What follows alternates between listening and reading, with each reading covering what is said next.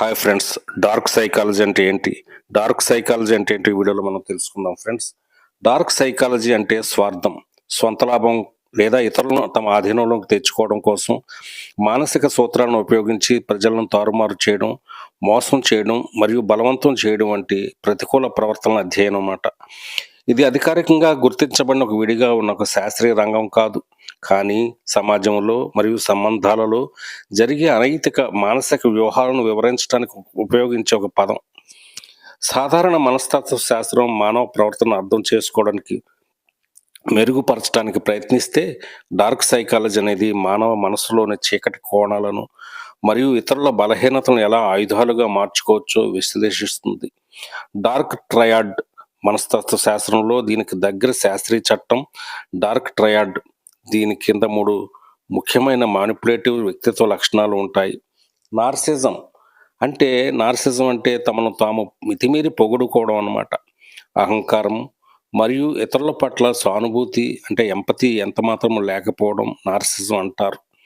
తర్వాత మాకివెలినిజం అంటే సొంత లాభం కోసం చాలా చాకచక్యంగా, క్రూరంగా ప్లాన్లు వేసి ఇతరులను వాడుకోవడం మరియు మోసగించడం అనేది మాకివెలినిజం. తర్వాత సైకోపతి అంటే ఇతరుల భావాలను ఏమాత్రం పట్టించుకోకపోవడం, తప్పు చేస్తే పశ్చాత్తాపం లేకపోవడం మరియు అనాగరికంగా ప్రవర్తించడం. సాధారణంగా ఉపయోగించే కొన్ని డార్క్ సైకాలజీ వ్యూహాలు ఏంటంటే, రోజువారీ జీవితంలో, ఆఫీసుల్లో లేదా సంబంధాలలో మ్యానిపులేటర్లు ఉపయోగించే కొన్ని ముఖ్యమైన టెక్నిక్స్ ఇవి.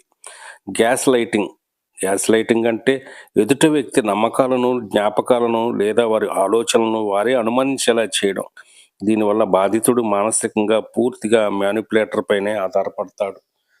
లవ్ బాంబింగ్ అంటే సంబంధం మొదట్లోనే మితిమీరిన ప్రేమ, ఆప్యాయత మరియు బహుమతులను కురిపించి ఎదుటివారి రక్షణ వలయాన్ని దెబ్బతీయడం, ఆ తర్వాత క్రమంగా వారిని నియంత్రించడం ప్రారంభిస్తారు.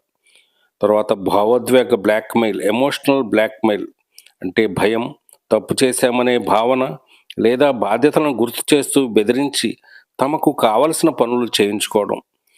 తర్వాత రివర్స్ సైకాలజీ అంటే ఒక వ్యక్తి తాను అనుకున్న పనిని చేయాలనే ఉద్దేశంతో దానికి పూర్తిగా వ్యతిరేకమైన విషయాన్ని గట్టిగా వాదిస్తాడు.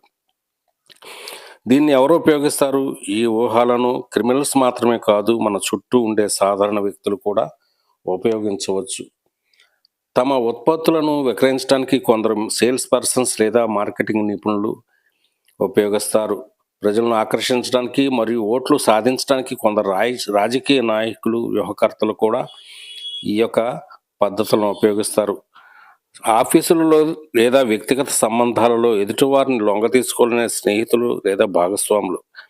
డార్క్ సైకాలజీ గురించి తెలుసుకోవడం వల్ల మనం ఇతరులను మోసం చేయడానికే కాకుండా మనల్ని ఇటువంటి మానసిక వలయంలోంచి మనల్ని రక్షించుకోవడానికి మరియు ఆరోగ్యకరమైన సరిహద్దులను, బౌండరీస్ని ఏర్పాటు చేసుకోవడానికి సహాయపడుతుందన్నమాట.